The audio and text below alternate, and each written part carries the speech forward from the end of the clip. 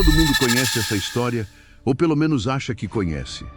O problema é que a maioria das pessoas só ouviu a versão errada. A verdade sobre Freddy Krueger nunca foi totalmente contada.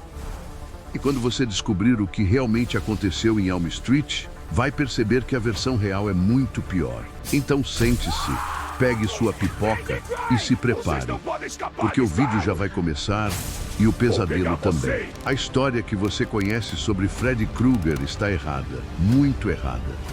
Porque as pessoas contam que Freddy era apenas um assassino, um homem queimado que matava adolescentes nos sonhos. Mas o que quase ninguém sabe é que o primeiro ataque de Freddy aconteceu antes mesmo de ele morrer. Tudo começou numa madrugada chuvosa em Elm Street. Um garoto chamado Lucas Bennett, 15 anos, acordou no meio da noite. Algo estava errado. O quarto estava silencioso demais. O ventilador parou. O relógio digital piscava 3h33 da manhã. Então ele ouviu screeng, como lâminas raspando no metal. Lucas levantou da cama e abriu a porta do quarto. O corredor da casa estava escuro demais, como se a escuridão estivesse viva. Então ele viu, no final do corredor, um homem parado. Chapéu marrom, suéter vermelho e verde, rosto completamente queimado e deformado. E na mão direita uma luva com 4 lâminas longas e enferrujadas. O homem inclinou a cabeça e sorriu. Você não devia ter dormido. As lâminas riscaram a parede. Scratch. Lucas tentou correr. Mas o corredor começou a se esticar infinitamente. As portas desapareceram. O chão virou um corredor industrial cheio de canos enferrujados. Vapor quente explodiu das paredes. E o homem começou a andar lentamente. Sabe qual é o problema dos pesadelos? Freddy riu. Eles sempre terminam mal. Lucas acordou gritando, suando e tremendo. Ele estava na cama. Era apenas um sonho. Ele respirou aliviado. Então olhou para o braço. 4 cortes profundos estavam abrindo na pele. O sangue começou a escorrer. E a risada ecoou novamente no quarto. Bem-vindo a Elm Street. Lucas foi encontrado morto naquela manhã. Sem sinais de invasão, sem arma, sem suspeitos. Apenas 4 marcas de lâmina no corpo. E foi assim que as pessoas começaram a falar novamente de um nome que deveria ter sido esquecido. Freddy Krueger. Agora me diz uma coisa aqui nos comentários. Você teria coragem de dormir em Elm Street depois disso? Porque essa foi apenas a primeira morte. E Freddy estava apenas começando. Muito antes de se tornar um pesadelo, Freddy Krueger já era um monstro. Ele trabalhava como zelador em uma antiga fábrica de caldeiras em Springwood. Durante o dia parecia apenas um homem estranho, quieto e sempre sujo de graxa. Mas à noite ele desaparecia. E foi nessa época que começaram os desaparecimentos de crianças. O primeiro foi Daniel Harper, 8 anos. A última vez que alguém o viu, ele caminhava perto da fábrica abandonada. Testemunhas disseram que viram um homem chamando o garoto com uma voz suave. Ei, garoto, quer ver algo legal? Dias depois, a polícia encontrou algo dentro da fábrica. Um quarto escondido atrás das caldeiras, cheio de brinquedos roubados, bicicletas, sapatos pequenos e fotos de crianças presas na parede. E no centro da mesa, uma luva metálica com lâminas presas aos dedos. Foi ali que eles entenderam. Freddy não apenas sequestrava, ele brincava com o medo das vítimas. E uma das crianças sobreviveu tempo suficiente para contar. Uma garota chamada Marcy Dalton. Quando ela escapou da fábrica, estava em choque, chorando e repetindo uma única frase. Ele ria, enquanto cortava. Ele ria. Foi o suficiente. A polícia invadiu a fábrica naquela mesma noite. Freddy tentou fugir pelos corredores industriais, subindo escadas enferrujadas e saltando entre tubulações, mas acabou cercado. Quando colocaram as algemas nele, Freddy apenas sorriu, como se tudo aquilo fosse parte de um jogo. Mas ninguém imaginava que o verdadeiro jogo ainda nem tinha começado. O julgamento deveria ser rápido, porque as provas contra Fred Krueger eram esmagadoras. Mas então aconteceu algo absurdo, um erro processual, uma assinatura faltando em um documento. E por causa disso o juiz declarou que Fred Krueger estava livre. A cidade explodiu em revolta. Naquela mesma noite, os pais das crianças se reuniram. Eram 12 pessoas silenciosas e furiosas, unidas pela dor e pela sede de justiça. Todos sabiam exatamente onde Fred estava, na velha fábrica. Quando chegaram lá, encontraram Fred trabalhando sozinho nas caldeiras, coberto de graxa e assoviando calmamente, como se nada tivesse acontecido. Eles trancaram todas as portas da fábrica e Fred percebeu tarde demais. "Vocês não deveriam estar aqui", disse ele, sorrindo. A gasolina foi espalhada pelo chão. Fred tentou correr, mas as saídas já estavam bloqueadas. As chamas começaram a subir pelas paredes e a fumaça tomou o prédio inteiro. Fred caiu no chão enquanto o fogo se espalhava ao redor dele, queimando tudo. Mas antes de morrer, ele começou a rir.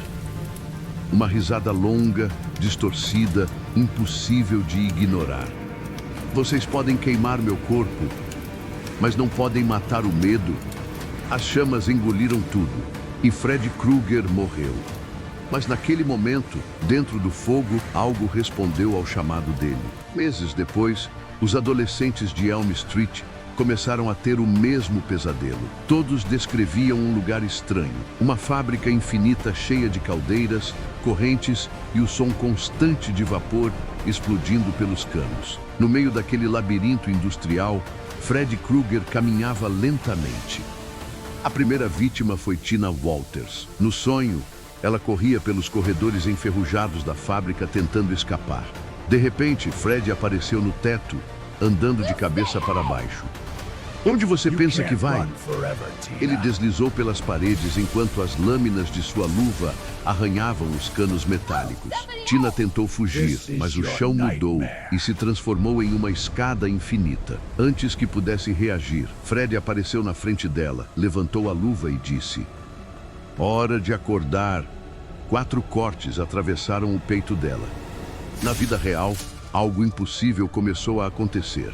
O corpo de Tina começou a flutuar no quarto, como se uma força invisível estivesse atacando.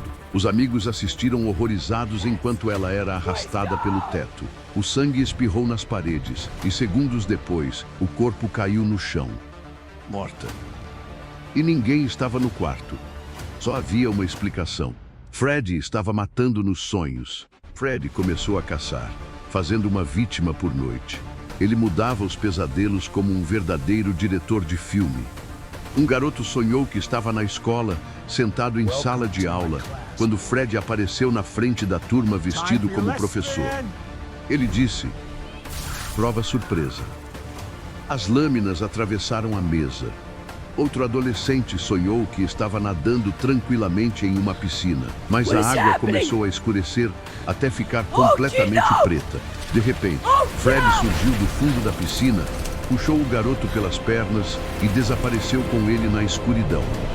Os adolescentes de Elm Street começaram a lutar contra o sono. Tomavam café, remédios e mantinham as luzes acesas a noite inteira, tentando permanecer acordados. Mas Fred era paciente. Todos dormem mais cedo ou mais tarde. E quando finalmente dormiam, o pesadelo começava. Nancy Thompson decidiu lutar. Ela começou a estudar os sonhos, testar limites e procurar qualquer brecha que pudesse usar contra Freddy Krueger. Durante esses testes, Nancy descobriu algo que parecia impossível. Freddy podia trazer objetos do pesadelo para o mundo real. Foi então que uma ideia perigosa nasceu em sua mente. Se Freddy conseguia fazer isso, talvez ela também pudesse. No pesadelo final, Nancy entrou novamente na antiga fábrica. O lugar era um labirinto de caldeiras, tubos enferrujados e sombras intermináveis. Freddy já estava esperando por ela, sorrindo com aquele rosto queimado e as lâminas reluzindo na luva. "Então você voltou", que corajosa.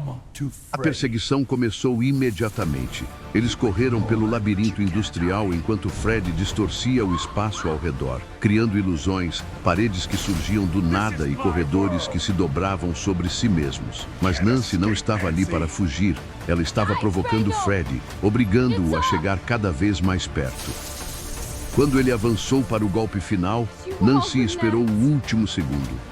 No instante exato em que Fred levantou a mão com as lâminas, ela agarrou com força o suéter dele e acordou. Fred caiu violentamente no chão do quarto. No mundo real.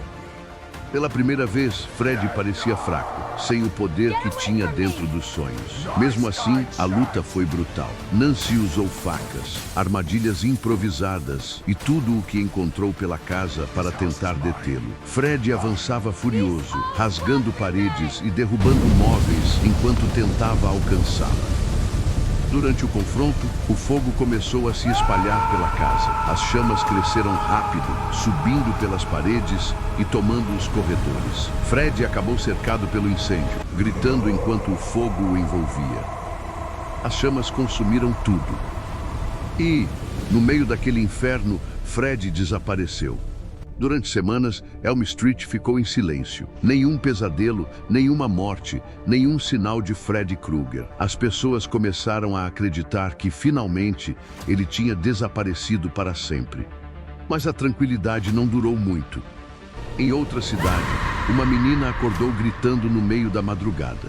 Tremendo de medo, ela contou que tinha acabado de sonhar com um homem estranho. Chapéu marrom, suéter vermelho e verde, rosto completamente queimado e uma luva cheia de lâminas brilhando na escuridão. Antes de ela despertar, ele se inclinou perto dela e sussurrou algo com uma voz arranhada. Eles acham que me derrotaram, mas o medo sempre encontra um caminho.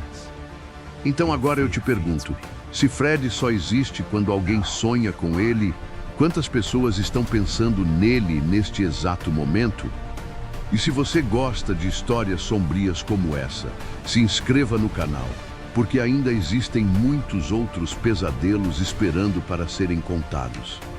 E antes de dormir hoje à noite, preste atenção. Se no silêncio do quarto você ouvir o som de lâminas raspando no metal no escuro, talvez já seja tarde demais para acordar. Curtiu? Inscreva-se no Pactos Noturnos, deixe o like e comente. Sua interação mantém nossas sombras vivas.